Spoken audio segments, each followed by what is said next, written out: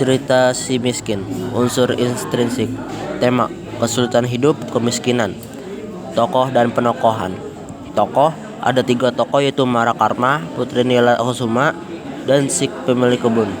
Penokohan: A. Marakarma, penyayang, tekun, dan pemberani. B. Putri Nila, cengeng. C. Pemilik kebun, ceroboh dan pemarah. Latar tempat. Peristiwa dari penggalan hikayat ini terjadi di tempat-tempat yang dilalui Marakarma selama perjalanan, yaitu gunung, padang luas, tasik, dan dusun.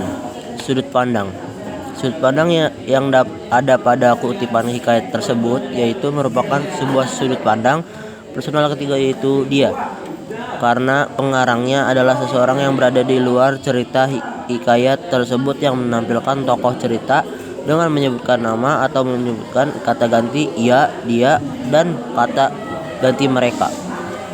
Alur kutipan hikayat ini mempunyai alur yang maju. Kutipan hikayat menceritakan awal mula penderitaan Marakarma. Selanjutnya, cerita hikayat tersebut bercerita tentang perjalanan Marakarma dengan berbagai pengalamannya. Dan yang terakhir, peristiwa dari pemilik kebun menyakiti Marakarma karena dituduh melakukan pencurian. Amanat yang ada dalam kutipan hikayat tersebut adalah sebagai berikut. Jangan ceroboh dalam menuduh orang dan menganiaya orang sebelum tahu duduk persoalannya secara jelas.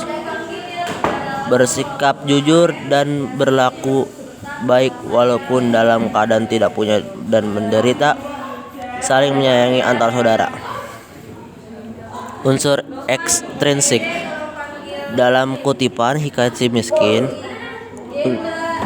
Unsur ekstrinsik yang menonjol yaitu adalah nilai atau pesan moral.